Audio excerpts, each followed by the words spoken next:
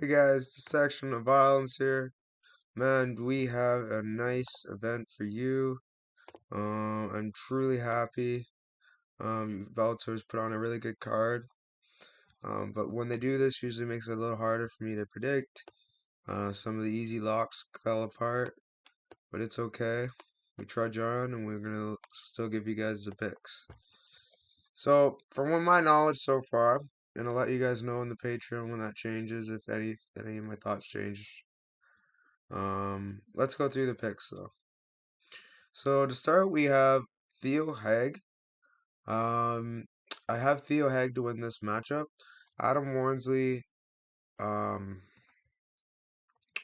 he's just a bit too reckless for my taste. He's sloppy. He's not very good at anything, and I mean he has a win over Daniel Compton, if that means anything. KO win too. Uh, is it the same guy?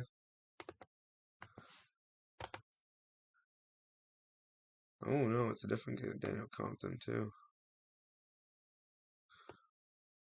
Damn. All right. Well, he has a win over a pretty good guy. I'll give him that. But other than that, he hasn't really, you know, looked the greatest. Um, he's got some power, but I think Theo Hag should have this one in the bag. Theo Hag has a grappling advantage. He trains out of a decent gym at AKI.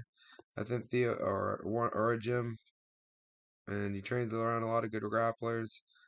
Um, I feel like this will be his hardest fight, but I do think he'll be able to pass through it and be able to get him out of there in the second round, be a ground and pound. But yeah, this is a play at your own risk type bet. Moving on, we have Laird Anderson versus Rogelio Luna. Now everyone's thinking, who the heck is Rogelio Luna? Good question. Look up this guy's last fight last year. He put on probably my favorite fight of last year. He battered this poor man 3 rounds, and this guy didn't drop one time. This guy's chin is made out of iron, and even with the finishing sequences, he never dropped. The ref had to stop him for his own health. I mean, he could have stopped it a lot sooner, but the ref tried to let him be a warrior, and it was really, really hard to watch. But he showed a lot of heart. Got to his back at one point, which leads me to my assessment.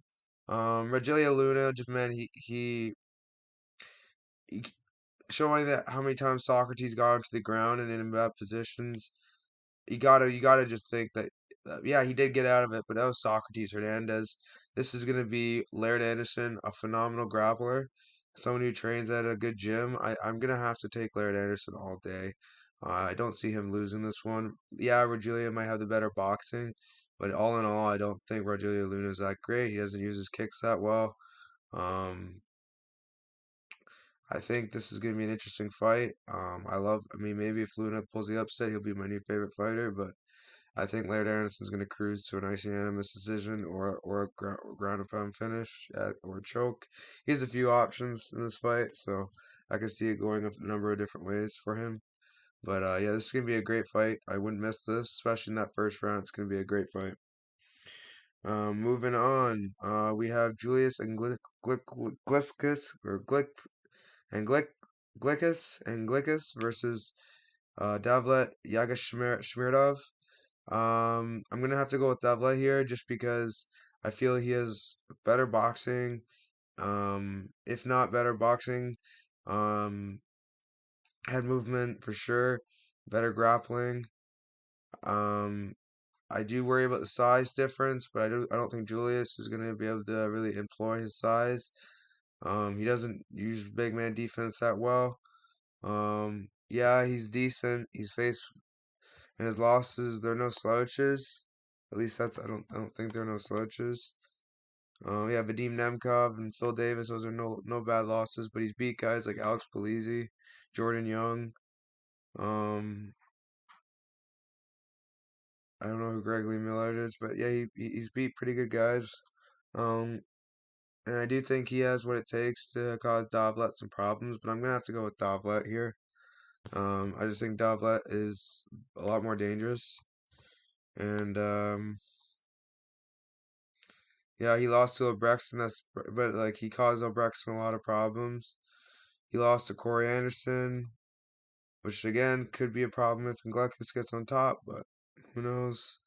He's beat guys like Rafael Carvalho, and he's beat a lot of good guys. So I do think he has a good chance here to win this fight. So I'm gonna go with Davila here, and yeah, this should be a fun one. Moving on, we have Khalid Murtaz Murtaz Murtazaliev versus Tony Johnson. I think Khalid is gonna win this fight.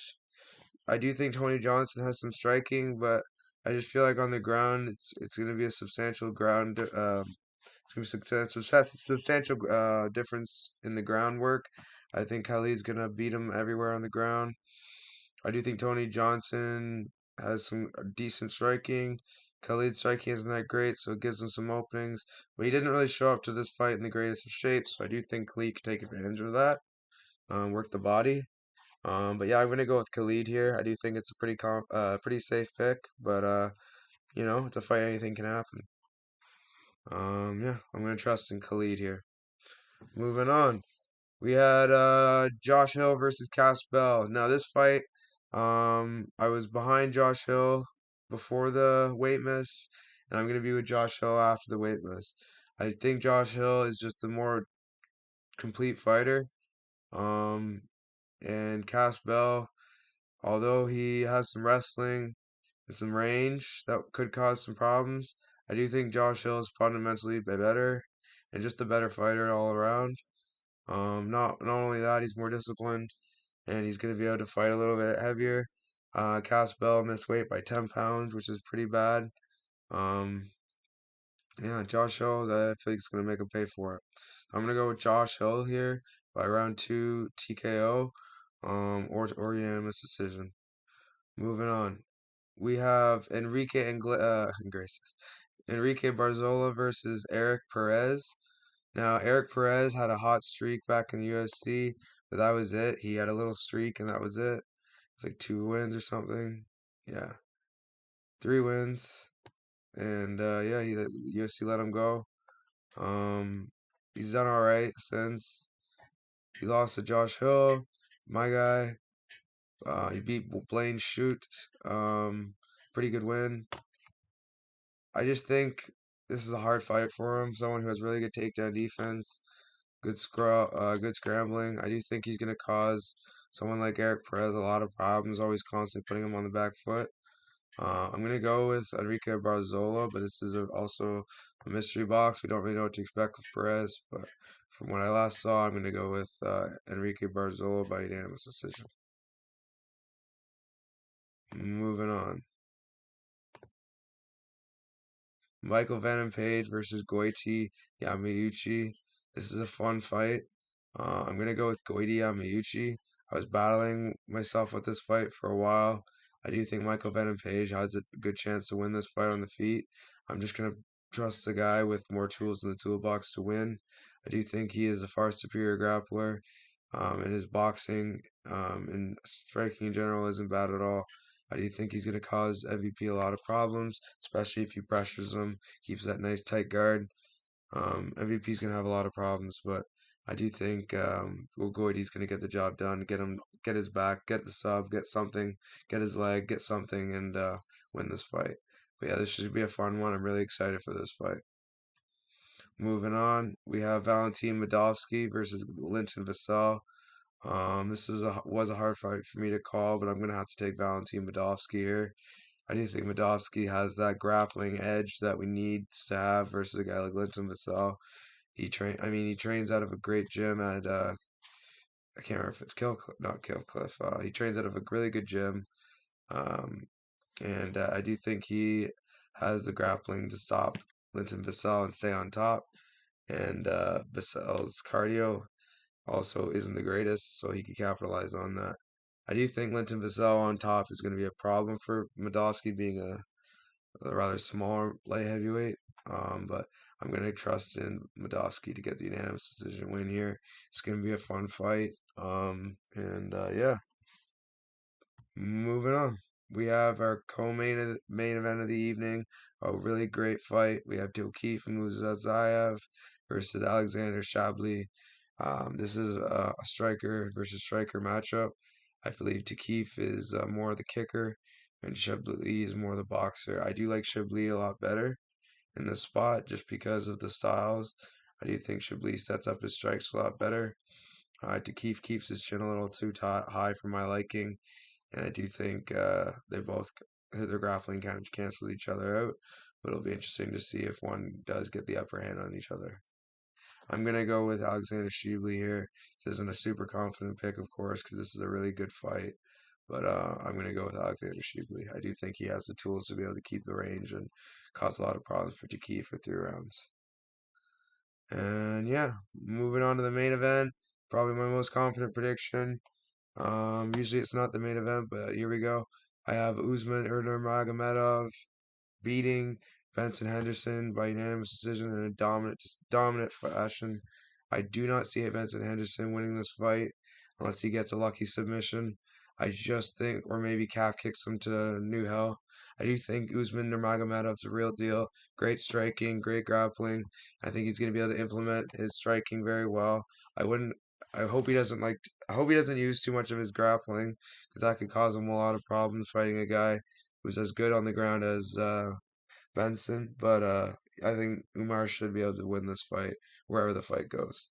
So I'm really confident in Umar here. This should be a fun fight, and yeah, if I could give you guys my top 5 most confident predictions, um, number 1 would definitely be Usman or Magomedov. Number 2 would be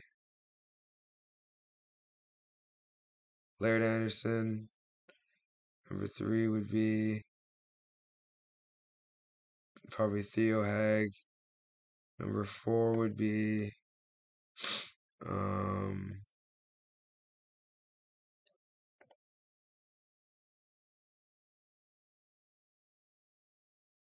number 4 would be probably Valentin Madovsky. Number 5, I'd have to say Josh Hill. And yeah, those are my picks, guys. Like, subscribe, you know the drill. And we'll see you next time.